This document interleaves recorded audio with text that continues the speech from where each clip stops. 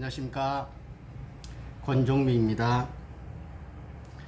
제가 박주민의 계약갱신 청구권, 정확히 이 말씀을 드리면 계약갱신 청구권의 무한 연장입니다. 그걸 제가 6월 9일날 최초로 아마 처음 발견하고 촬영을 했을 겁니다. 그 이후로 제가 한 번도 얘기 안 했는데, 그 이후로 각종 여러 군데서 이거에 대해서 언급하는 것 같아요.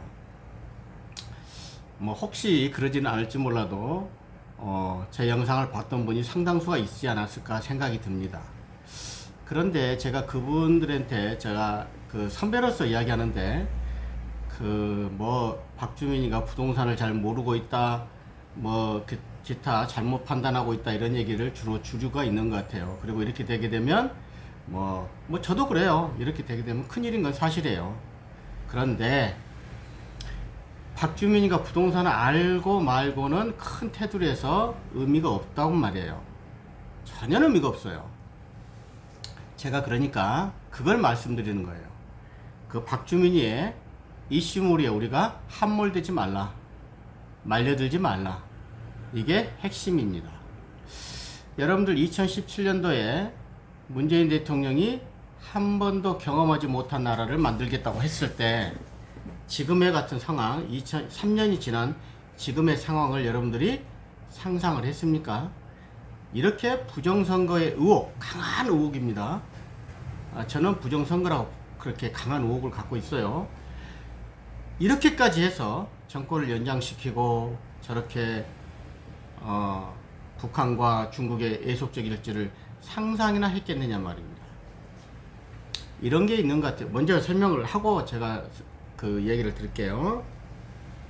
그러면 박주민이는 왜 이런 1회 연장인 계약갱신 청구권을 무한 연장으로 이렇게 갑자기 툭 튀어나왔느냐? 그냥 갑자기도 아니라고 보는 겁니다. 큰 흐름에 이해찬이하고 뜻을 같이 하고 있는 거 아니에요?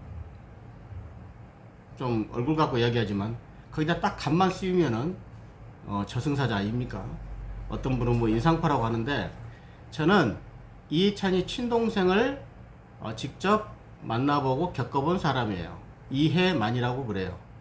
신림동에서 서점을 운영했어요. 대형 서점을. 그러니까 약간 옆으로 빠지면 고시촌에 하여튼 좌파들이 돈을 좋아해요. 그러니까 아이러니하죠. 우리처럼 우파들은 대놓고 자본주의 신봉자고 자유시장 경제니까 당연히 돈을 좋아해 정상입니다. 근데 좌파들은 그렇게 평등, 평화, 정의, 공정 다 외치면서 그렇게 하고 나서 어떻게 돈을 좋아하느냐는 얘기죠. 더 좋아하는 것 같아요. 거의 환장하는 것 같습니다. 자, 지켜봤지 않습니까? 손혜원, 김우겸, 윤미향, 그 다음에 기타 청와대 있는 전부 종자들, 환장하는 사람들입니다. 이야기할 것이 없어요. 그러니까 제가 한 가지 부탁한 거는, 우리 일반인들한테 너무 가혹한 잣대로 도덕적 가치를 들이밀지 마시기 바랍니다. 왜?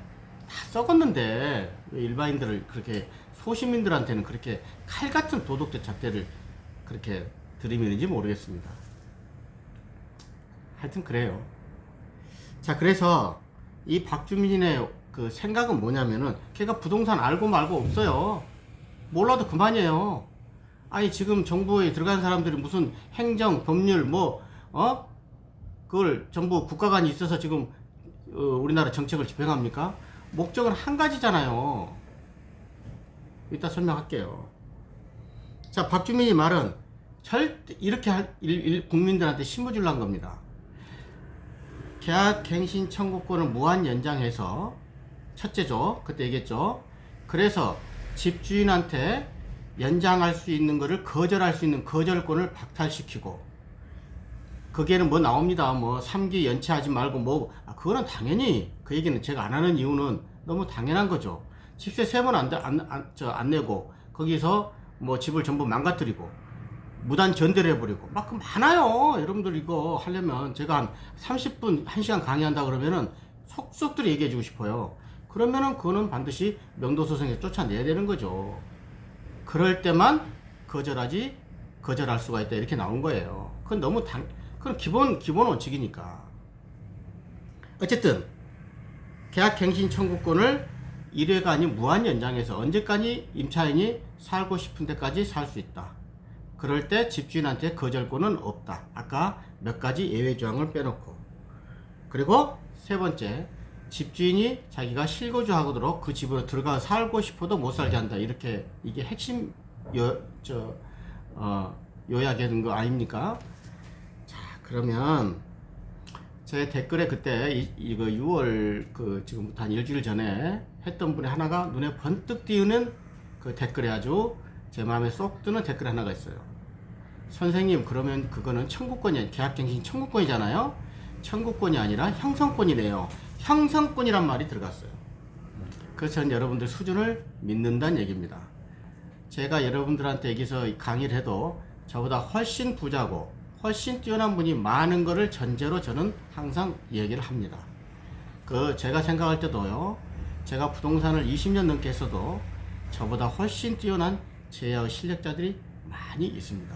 그러니까 제가 그래서 한 20%밖에 얘기를 안 한다 그랬죠. 왜? 너무 잘난 척하기 싫어서 그런 겁니다. 자, 얘기입니다. 집주인한테 거절권을 청구권임에 불구하고 거절권을 박탈했어요. 그렇습니다. 이렇게 되면 형성권이 된 겁니다. 좀 더 깊이 들어가 볼까요? 여러분들이 동시이행 항변권이라는 민법에서 가장 시험에도 많이 나오고 모든 시험, 사법고시, 법무사 시험, 하여튼 모든 법률조항 시험에서 가장 시험에 많이 나오는 것이 동시이행 항변권입니다. 왜? 매매계약할 때 잔금을 줘야 소유권 넘겨준다 이거죠. 이게 동의항이라고 그래요. 동시이행 항변권.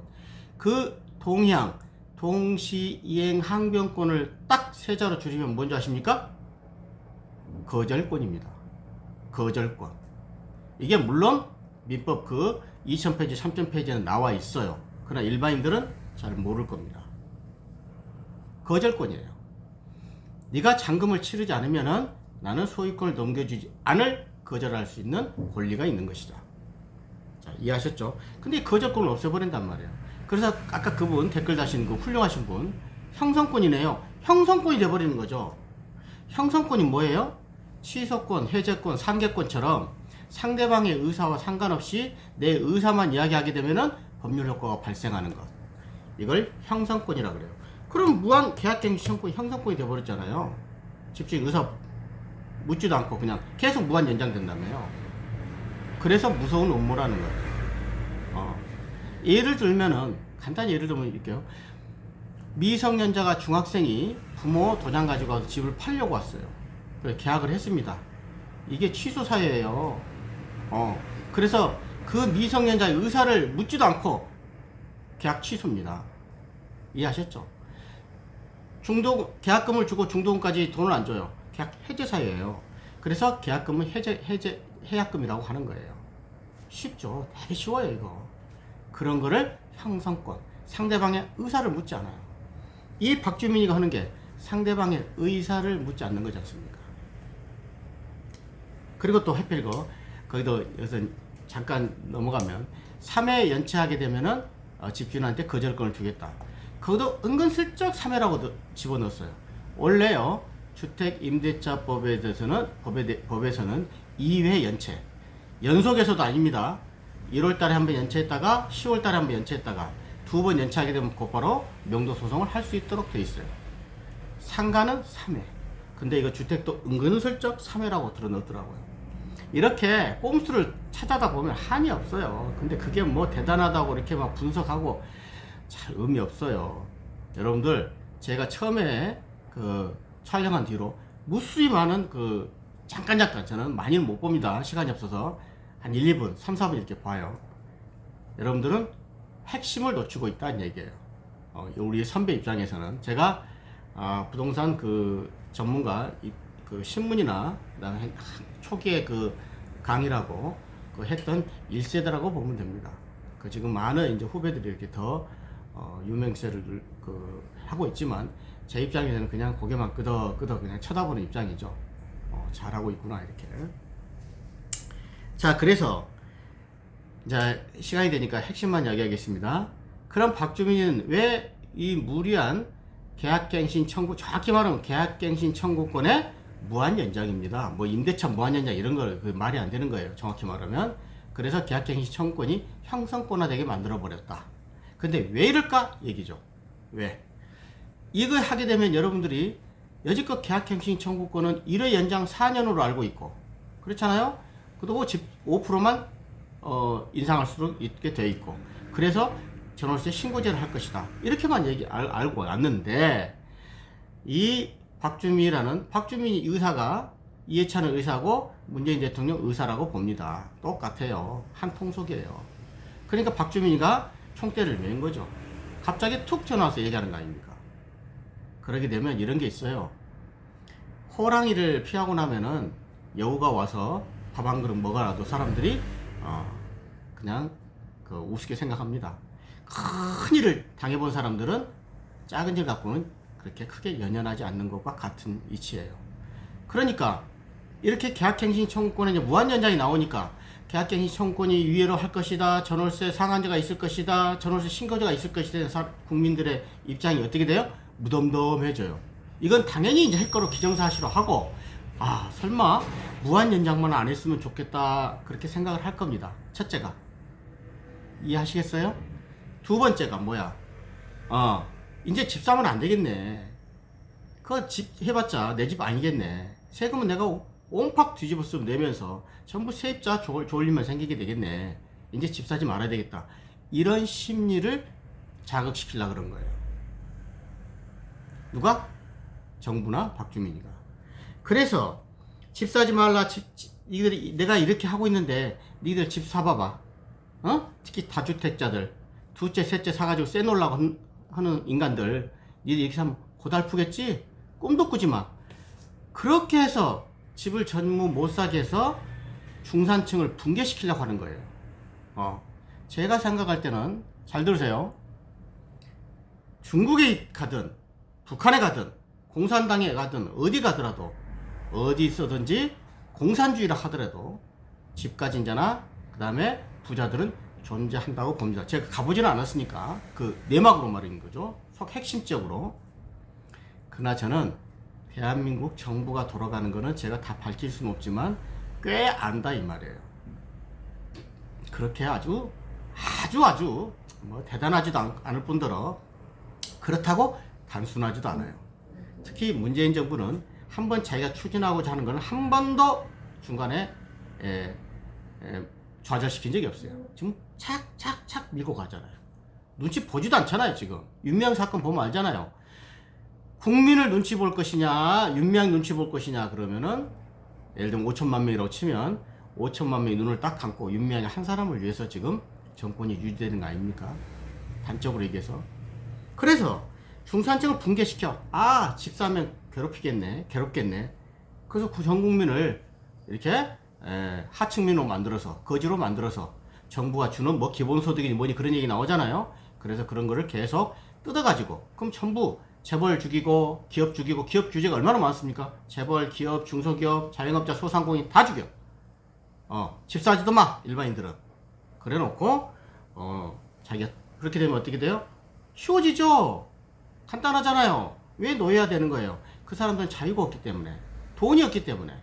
그래서 거지를 만들어서 통제, 노예화 시켜서 통제 사회를 위해서 결과적으로 자기들이 이루고자 하는 거는 이것도 할까봐 사회주의.